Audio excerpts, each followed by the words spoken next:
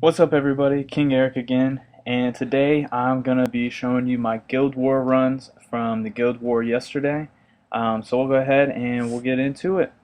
As you see, I got a couple of Guardians and Ornithopters out there just to detract from Harpy Queens and Dread Drakes, but we'll go ahead and attack the top person in this Guild War. So as you see, this is kind of the strategy that I use in all the Guild Wars. First, I've done this base a couple times, so I gave you all the quick version where I just get the victories. So I take out the Ares totem, and then I'll start dropping my troops. First, I like to drop off Pixie, and then my Warlock, both at 8 of 8 War God, and then I'll let them build up a little energy, drop the Ares, and then the Cupid, and then they'll start slowly taking out the heroes. I'll let them do their thing, and as you see, it takes a little bit of time and patience. That's why I want to just give you all the quick edited version, taking out some of the heroes one by one.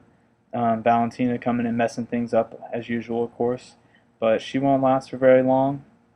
And then once I get her out of the way, it's basically just a waiting game with that Skull Knight. And I'll drop my SK, wait for him to take out some of my other heroes, and then I'll drop my Trentar, have him proc, and bring back some of my heroes. And right here I got into a little dueling battle with SK, but as soon as mine turns around and procs again, he'll start taking out the other one. And as soon as I get that Pixie proc, it'll just tear his SK apart, and then that's basically a victory. And now I just got to let the time play out. So pretty straightforward base here. If you have snipers or have heroes that can take out other heroes from a good range, other good choices would be Grizzly Reaper. The reason I didn't use him was because I only have him at 5 of 8 War God. He is double evolved, but without having his War God talent increased, it's not really going to help me too much in the war, because the higher level heroes, I really got to have the high level War God so that he can take them out in a couple shots. So that's the first base done, and we'll go on to the second highest, which is in Europa. So in this one, it's basically the same strategy as the last one. Put out the Pixie, put out the Warlock, let him build it up a little bit, drop the Ares and then the Cupid, and let him tear apart the heroes. I didn't refill my Guardians because after doing this base a few times, I realized that his DD isn't super strong, so I wasn't entirely too worried about him taking out my heroes. So now it's just a waiting game, waiting for everybody to start proccing. Some of the hardest things to line up, I'll say, are Ares procs and Pixie and Warlock's procs. It's a lot easier whenever I was using my 5 of 5 Revite Warlock, mainly because I can drop Ares, let him proc, and as soon as I set down Warlock, he's taking out the heroes. But so I've done a little bit of work on my timing with the War God Warlock's procs, and I found it pretty effective, mainly because when you put that 8 of 8 War God on him, he just does a crazy amount of damage. So took out all the heroes except for Gulam, which he shouldn't be a problem for my SK. Sometimes they can be, especially when they're revived, but a third down Trentar, he gives him a little bit of that shield and brings back my other heroes, and we're ready just to finish this base off. So now it's just a waiting game again. So this would be the second successful attack, and we'll get that 3 flames on this one too. Alright, so next we go back to Dad's Guild, and we'll attack the second highest mine there. This one was a little bit different. Wasn't the same strategy that I could use as the other bases. So you'll see what I do here is I drop the Ornithopters, and then I get that Arctica Totem to proc, and then from here drop my SK, let him go in a little bit, drop everybody but Trentar, and let the Ares proc on those heroes. SK will take them out, and basically with this way it takes a couple times to get them done, but once you get the good drops, you can get your heroes to come back and take them all out. So drop Trentar, and he brings back everybody, and they take out all the heroes with their first procs, and SK cleaning up the mess after Ares goes off on him. So really effective Trentar in Guild Wars. It's just super helpful to have him.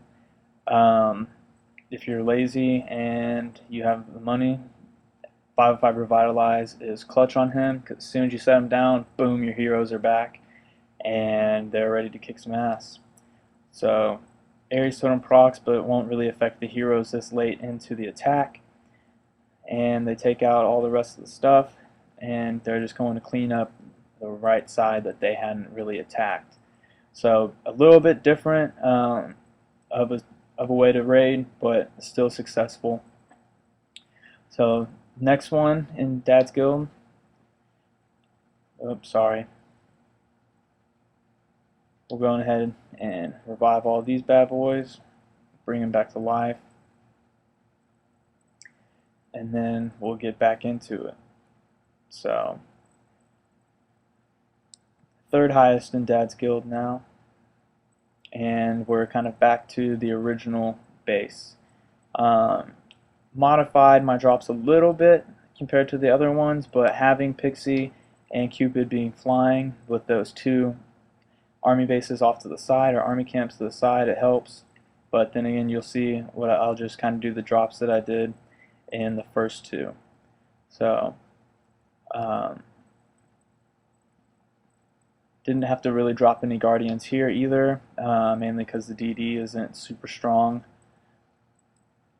But now we get Warlock and Ares into that middle part of the base where it gets a little bit dangerous for them, but luckily Warlock Proxen is able to take out some heroes. Cupid's about to be taken out, but let's see if we can get one more proc off, and we can.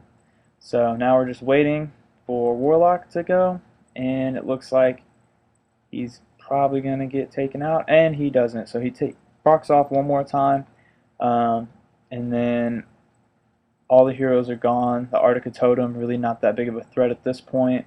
And then as soon as his cooldown comes up, SK is back into action, and he's just ready to tear apart the base.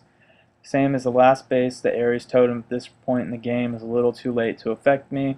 With Trentar's little shield up whenever they get hit, the odds of them being killed really low, but as long as I have SK in, really not too worried. I keep him on Blitz Scroll and a level 3 life drain crest.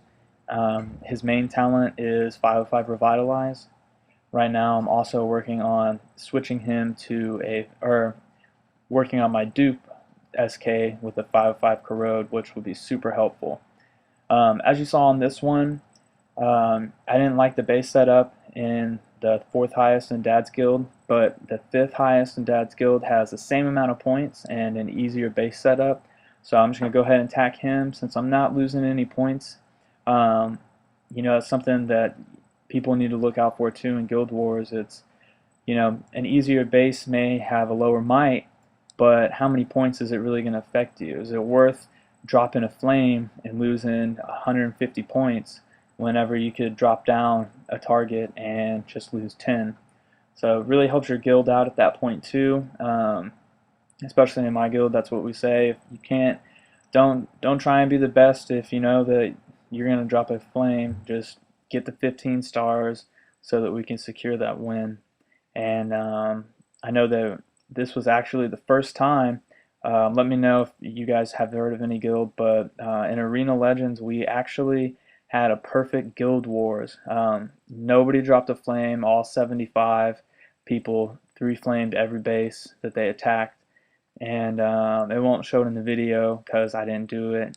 I did it before, you know, Guild Wars was over, but we got to 205,000 total points, and everybody, like I said, 3-flamed everything. So that's the end of this Guild Wars. There you go. You can see my score as well, 2738, ranked 43 in the guild. I know some of y'all may think that's crazy, 205k might, and I'm ranked 43 after getting all the top bases with the max amount of points. But thanks for watching. I hope y'all enjoy the video, and I'll see y'all next time. Thanks. Bye.